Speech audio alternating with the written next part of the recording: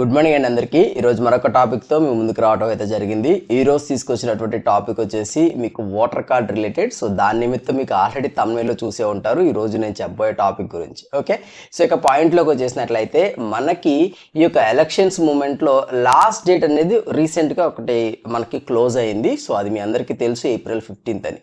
So right now కూడా applications అయితే కొన్ని ఆన్లైన్ అయితే అవుతున్నాయి. సో అవి ఎంతవరకు అవుతాయి అవ్వవు అనే విషయం మనకు తెలియదు. So on are before April 15th లోపు ఎవరైతే కంప్లీట్ చేస్తున్నారో సో వాళ్ళు మీ యొక్క ఓటర్ కార్డులు అంటే లైక్ ఫీల్డ్ వెరిఫికేషన్ కంప్లీట్ అయినాయా లేదా, FER సబ్మిట్ అయిందా లేదా, ఓకే, అదేవిధంగా మీ యొక్క ఓటర్ కార్డ్ జనరేట్ అయిందా లేదా, ఎవరికైతే కొత్తగా అప్లై చేసుకున్నారో, ఎవరైతే అప్డేట్స్ చేసుకుని ఉన్నారో, సో ఎవరైతే కన్సిస్టెన్సీ చేంజ్ చేసుకుని ఉన్నారో, అంటే ఓటర్ కార్డ్ రిలేటెడ్లో మీరు ఎలాంటి సర్వీస్ చేసినా కూడా దాని యొక్క స్టేటస్ని అయితే చెక్ చేసుకోండి. కొంతమందివి ఇక్కడ అప్డేట్ అయితే అవటం అయితే జరిగింది. సో దానికి కానీ మీరు రావాల్సినటువంటి వెబ్సైట్ మీ అందరికీ తెలుసు, voters.eci.gov.in.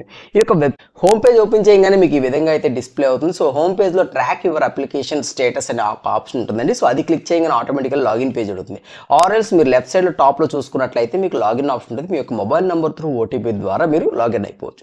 లాగిన్ అయిన తర్వాత ట్రాక్ యువర్ అప్లికేషన్ స్టేటస్ మీద క్లిక్ చేసినట్లయితే మీ యొక్క Form 6 కానీ అంటే మీ యొక్క కరెక్షన్ ఫామ్ కానీ లేదా న్యూ ఫామ్ అంటే న్యూ రిజిస్ట్రేషన్ ఫామ్ కానీ ఏదో ఒక అక్నాలెడ్జ్మెంట్ నెంబర్ మీరు ఇక్కడ రిఫరెన్స్ నెంబర్ ఇచ్చేసి మీ యొక్క స్టేట్ని సెలెక్ట్ చేసుకున్నట్లయితే ఓకే, సబ్మిట్ అనే ఆప్షన్ మీరు ఎప్పుడైతే క్లిక్ చేస్తారో ఆటోమేటికల్గా ఆ ఓటర్ కార్డ్ ఎవరి పేరు మీద అయితే ఉందో వాళ్ళ పేరు, వాళ్ళ కన్సిస్టెన్సీ, ఓకే, వాళ్ళకి అప్లికేషన్ నెంబర్, ఎప్పుడు సబ్మిట్ చేశారు, ఓకే, ఫీల్డ్ రిపోర్ట్ అసలు సబ్మిట్ అయిందా లేదా, ఇలా వాటి యొక్క అప్డేట్స్ అయితే ఉంటుంది అనమాట. అంటే ట్రాక్ చేస్తూ చెప్తారు, అంటే ఈ పొజిషన్లో వ్యాలిడేషన్లో ఉంది, ఈ పొజిషన్లో స్క్రూటింగ్లో ఉంది అనేది మనకి క్లియర్గా తెలుస్తుంది. ఒకవేళ అప్డేటెడ్ అయింది అనుకోండి మీకు అక్కడ ఓటర్ ID నెంబర్ జనరేట్ అయిపోతుంది. తర్వాత కామన్, సో ఈ ఓటర్ కార్డ్ డౌన్లోడ్ అనే ఆప్షన్ ద్వారా మన ఒక రిజిస్టర్ మొబైల్ నెంబర్ OTP వస్తుంది, త్రూ మనం డౌన్లోడ్ చేసుకోవచ్చు. సో ఇదండి. So most of the thing చాలామందికి తెలుసు, ఒకవేళ తెలియనటువంటి వాళ్ళకి ఒక వీడియో ఉపయోగపడుతుందని చెప్పేసి నేను చేయటం అయితే జరిగింది. సో వీడియో నచ్చినట్లయితే లైక్ చేయండి. ఇలాంటి రెగ్యులర్ వీడియోస్ మీకు కావాలనుకుంటే మా ఛానల్కి సబ్స్క్రైబ్ చేసుకోండి. థ్యాంక్ యూ అండి, థ్యాంక్ యూ వెరీ మచ్.